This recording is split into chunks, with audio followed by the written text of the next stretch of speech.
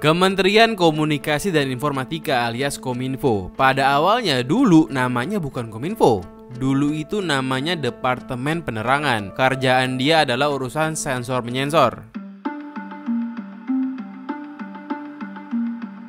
Di zaman Soekarno maupun zaman Soeharto, Departemen Penerangan itu mengatur dan membina pers, media massa, televisi, film, radio. Jadi kalau ada media mau keluarin sebuah berita, yaitu harus melalui sensor dari Departemen Penerangan. Kalau nggak lolos sensor ya nggak bisa tayang, nggak bisa mengudara. Departemen ini juga megang kendalinya TVRI, RRI, dan juga kantor berita antara. Intinya media punya pemerintah itu dipegang di bawah kendali Departemen Penerangan. Nah, pas reformasi meletus tahun 98, rakyat itu menuntut adanya kebebasan pers, dan akhirnya Habibie ngeluarin sebuah peraturan yang isinya menghapus yang namanya SIUP. SIUP itu merupakan surat izin usaha penerbitan pers. Jadi setelah undang-undang itu keluar, kantor berita itu nggak perlu lagi daftar SIUP itu buat bisa mengudara. Kalau dulu, kalau lu nggak punya SIUP itu, lu nggak bisa beroperasi. Nah, pas zaman Gus Dur di tahun 99 juga, itu Departemen Penerangan dan Departemen Sosial dibubarkan. Karena mungkin Gus Dur menganggap bahwa dua departemen ini kurang bermanfaat. Jadi akhirnya dibubarkan. Baru sampai di zaman Megawati di tahun 2001 lahir kembali, reborn dengan nama baru yaitu Kominfo. Menteri Kominfo pertama itu namanya Syamsul Muarif. Dan dari dulu, dari tahun 2001 sampai tahun 2022 sekarang, sudah ada kurang lebih 7 menteri yang menjabat sebagai Menteri Kominfo. Dari 7 orang ini bisa dibilang yang paling merupakan latar belakang Kominfonya adalah Rudiantara. Karena dia merupakan orang yang sudah banyak berkecimpung di dunia telekomunikasi informasi kayak Telkomsel, Indosat, dan juga banyak BUMN lainnya. Kominfo ini punya tugas untuk menyelenggarakan urusan pemerintahan yang berhubungan dengan komunikasi dan juga informasi. Tapi yang aneh adalah kenapa lembaga Kominfo ini berada di bawah Kemenpolhukam.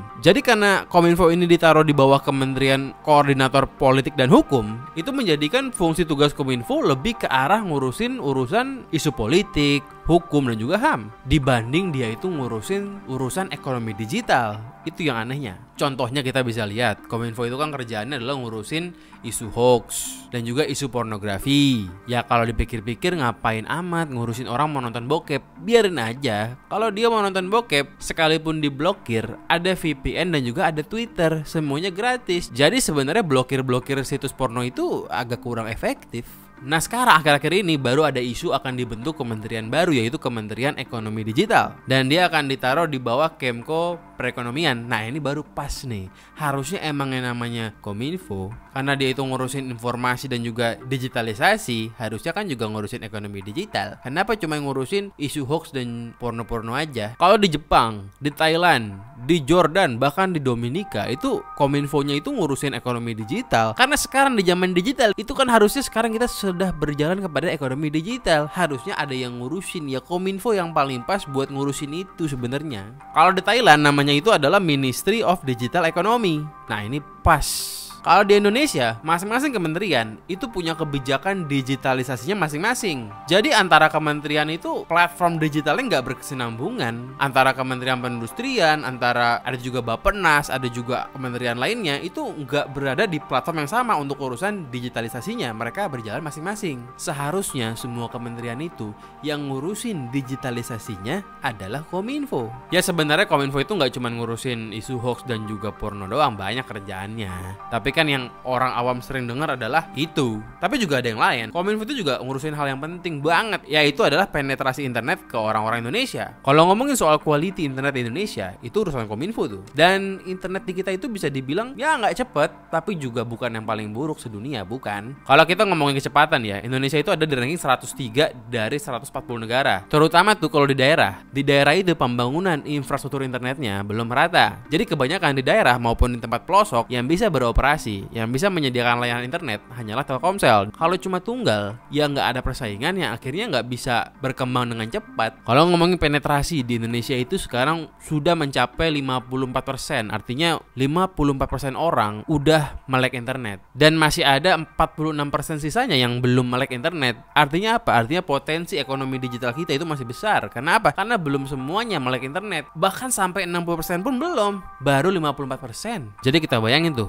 dampak ekonominya gimana? Potensi masih besar banget. Harusnya kita tuh fokus banget di urusan ekonomi digital.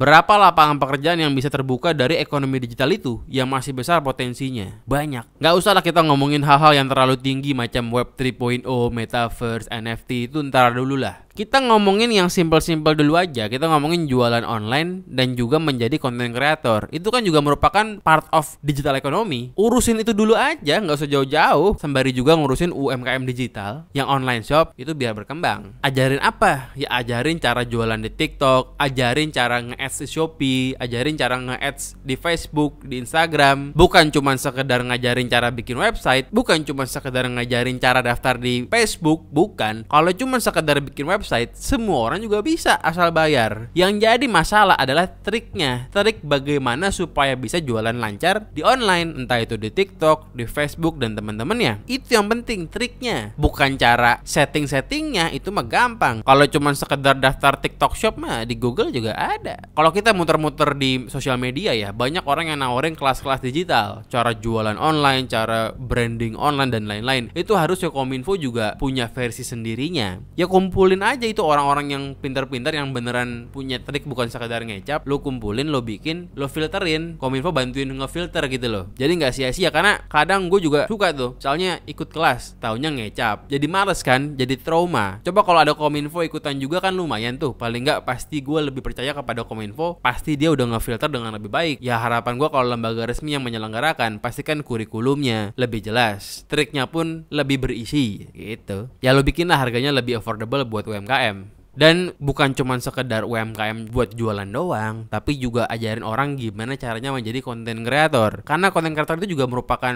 ya bisa gue bilang UMKM juga lah. Kalau misalnya ada orang nih tiba-tiba jadi tiktokers, terus dia berhasil, itu kan juga dia bakal buka lapangan pekerjaan. Dia bakal nyari manajer, dia bakal nyari editor, dia bakal nyari orang kreatifnya buat bikin konsep. Ya sama kayak usaha juga. Berapa banyak orang yang dari TikTok tiba-tiba yang tadinya nobody jadi somebody? Banyak banget. Dan TikTok itu mendemokratisasi yang namanya kreator digital. Kalau dulu mau jadi selebgram misalnya nih, lo itu mesti entah cantik banget, seksi banget, atau ganteng banget, atau tajir banget, atau gaul banget, barulah laku jadi selebgram. Kalau dari TikTok nggak ngaruh. Mau muka lo jelek kayak apapun, mau lo itu miskin juga nggak masalah, mau lo bagaimanapun, itu bisa tiba-tiba terkenal di TikTok. Possible aja dan nyata. Banyak contohnya dari kayak kakek sampai anak muda. Banyak. Ya negara ngelihat itu harusnya kan sadar bahwa ini peluangnya besar. Semua orang punya potensi. Orang-orang yang udah berhasil itu mungkin ada yang hoki, mungkin ada yang emang dia tahu triknya. Kita cari triknya, kita bikin kurikulumnya, kita ajarin ke orang-orang yang lain tuh yang belum tahu. Dan buat yang udah jadi konten kreator juga, kita ajarin juga gimana caranya bisa ngekspor konten itu ke luar negeri, nggak cuma di Indonesia doang. Kalau misalnya sebagai YouTuber nih, ini kan ada AdSense ya. AdSense itu kan dibayar dolar. Kalau misalnya gue sebagai konten kreator, gue dapat AdSense, itu berarti gue bisa dibilang menyumbang devisa juga. Jika lo dolarnya itu gue tukarkan ke rupiah, gitu kan? Ya kalau gue simpen di PayPal doang tuh beda cerita ya. Nah bantu juga orang seperti gue misalnya. Bagaimana caranya gue bisa mengekspor konten gue ke luar negeri? Ya entah itu ke Amerika atau itu ke Brazil, kemana kek? Gimana caranya supaya bisa begitu? Karena di YouTube itu soal AdSense, kalau yang nonton kita itu orang Amerika, itu per viewsnya dibayar lebih mahal dibanding yang nonton orang Indonesia. Entah gimana orang Indonesia itu dihargain sangat murah per viewsnya. Jadi kalau misalnya Kominfo bisa bantuin gue contohnya untuk membuat konten gue ini watchable buat orang Amerika, itu akan mendatangkan jauh lebih banyak AdSense buat gue yang ujung-ujungnya akan gue konversikan ke rupiah. Itu kan contoh. Jadi sebenarnya konten pun bisa diekspor. Sekarang lagi rame nih UMKM pada banyak yang nge-live di TikTok. Semua orang nge-live, semua online shop nge-live, tapi nggak semua orang berhasil. Apa triknya? Tolong diajarin. Kalau gue harus nyoba-nyoba ikut seminar A, B, C, D, banyak banget sampai gue nemu sendiri, kosnya kan besar, waktunya pun kebuang, karena nggak semuanya benar-benar berisi. Enakan langsung ada yang resmi ngasih tahu gue, jadi gue nggak perlu berjudi. Udah pasti yang diomongin sama dia nih, karena dia lembaga resmi negara, ya harusnya pasti benar berisi lah. Dan kita juga perlu ingat bahwa UMKM ini merupakan industri yang menopang ekonomi negara. Jadi tentu kalau misalnya Kominfo membantu UMKM Indonesia untuk lebih go digital, bukan sekedar bikin website tapi tahu triknya, dan juga bantu konten kreator, tentu itu bakalan benar-benar membuat ekonomi kita jadi lebih baik. Dan ujung-ujungnya uangnya akan muter, semua bakal kecipratan. Gimana caranya UMKM kita juga bisa bikin branding online yang bagus, karena nggak gampang tuh, apalagi sekelas UMKM. butuh modal kan. Kalau kita ngomongin soal branding, menurut gue tim politiknya Jokowi itu merupakan tim branding yang jago banget, karena Jokowi itu brandingannya sangat bagus sekali. Ya kalau bisa alumninya itu ngisi tuh, ngasih tips and trick buat UMKM gimana caranya bikin brandingan online yang mantep. Kalau Kominfo cuma ngurusin keamanan data, ya itu penting, tapi kan itu you don't say, nggak perlu lu omongin. Jadi menurut gua kalau bisa coba kerjakan juga hal-hal yang mind blowing, bukan cuman yang you don't say doang. Misal juga cryptocurrency itu, gimana edukasinya, bantuin ke orang-orang biar nggak cuma bisa belajar dari YouTube doang. Karena selama ini kan kalau kita mau tahu soal cryptocurrency ya paling buka YouTube. Ya coba misalnya Kominfo bantu ngasih edukasi yang resminya gitu. Kita kan tahu bahwa cryptocurrency itu bakal jadi hal penting di masa depan. Kenapa nggak dari sekarang lembaga negara juga ikut edukasi? Ini gue bukan ngomongin soal izin kripto ya. Kalau izin kripto itu yang ngurusin bukan Kominfo lah. Kalau itu kan yang ngurusin Bapepti. Itu kan soal masalah investasi, beda cerita. Ini soal edukasinya. Kalau gue nonton di podcast Deddy Corbuzier yang waktu ada Menteri Kominfo datang, Pak Johnny G. Plate, ya di sana kebanyakan ngomongin soal kebijakan PSE aja. PSE itu kebijakan yang berhubungan sama rame-rame Steam kemarin, ngomongin keamanan data. Ya itu semua lagi-lagi merupakan hal wajib yang nggak perlu diomongin. Dan kalau cuma sekedar ngeblokir aplikasi judi pun ya itu juga nggak perlu diomongin besar-besar sebenarnya. Itu kan pekerjaan yang simple. Ya Pak Joninya juga ada ngomongin soal meningkatkan digital skills orang-orang IT Indonesia. Ya bagus, penting. Tapi nggak cuma digital skills buat orang IT doang, karena ada juga digital skills yang lebih simple, yang lebih rendah daripada digital skills buat orang-orang IT, yaitu adalah digital skills buat menguasai sosial media. Itu penting juga buat konten kreator maupun buat UMKM. Kalau kita bikin usaha online, itu bakal lebih mudah dibanding mulai usaha offline. Nah itu kenapa kita mesti sangat serius ngurusin ekonomi digital, karena barrier to entry-nya lebih kecil. Semakin banyak UMKM-nya, maka semakin tinggi persaingannya, yang ujung-ujungnya akan ningkatin kualitas UMKM ini. Produknya bakal makin bagus, yang ujung-ujungnya menjadi kualitas ekspor. Tapi bukan sekedar ekspor secara teknisnya ya. Kalau cuma sekedar ngurusin izin ekspor, ya itu kan urusannya Kemenperin atau Kemendak. Ini merupakan ngurusin skill ekspornya. Gimana cara jualan di luar negerinya. Kebanyakan orang ekspor itu adalah dia nungguin orderan dari orang luar negeri yang mau beli. Misal ada orang Malaysia nih, pengen beli kursi Indonesia. Berarti kan si orang Malaysia bakalan beli, dan orang Malaysia itu yang bakalan berusaha buat ngejualin kursi Indonesia di Malaysia. Tapi kan ada juga pengusaha Indonesia nih, lokal UMKM, yang sebenarnya nggak ada orang luar negeri yang pengen beli barang dia, tapi dia pengen ekspor ke luar negeri. Tapi kalau dia ekspor sendiri, dia bingung jualnya gimana, caranya gimana. Gue pernah coba jualan di Malaysia dulu. Jualan Ustra sih, bukan jualan produk lokal, bukan. Jadi waktu itu gue pegang juga distribusi Malaysianya. Gue pikir bakal gampang, karena di Indonesia kan berhasil. Ternyata landscape-nya itu berbeda jauh, meskipun negara tetangga, meskipun negeri jiran. Gue nggak ngerti dunia KOL-nya kayak gimana. Gue nggak ngerti tarif endorse-nya gimana juga. Gue bahkan juga nggak tahu taste-nya mereka itu sukanya apa. Gue nggak tahu. Dan bahkan nge-ads di Instagram Indonesia sama nge-ads di Instagram Malaysia itu beda jauh cost-nya. Jauh lebih mahal per kliknya itu di Malaysia. Jauh banget, susah banget. Kalau bisa misalnya nih ya, Kominfo itu bikinin sebuah agensi resmi, agensi digital resmi dari Indonesia yang ngurusin UMKM yang mau ekspor ke luar negeri, ekspor mandiri gitu. Ya dia bisa bantuin buat ads-nya atau ngurusin KOL-nya. Tentu akan membantu. Dan tentu gue akan lebih percaya, karena kan negara harusnya menyediakan orang-orang yang super qualified. Ya bantu ini UMKM buat bisa ekspor mandiri ke luar negeri. Kominfo ini efeknya sebenarnya bisa sangat gilani gitu loh. Karena penting banget. Bisa dibilang Kominfo ini akan menjadi mataharinya Indonesia jika berhasil melakukan transformasi digital buat banyak UMKM.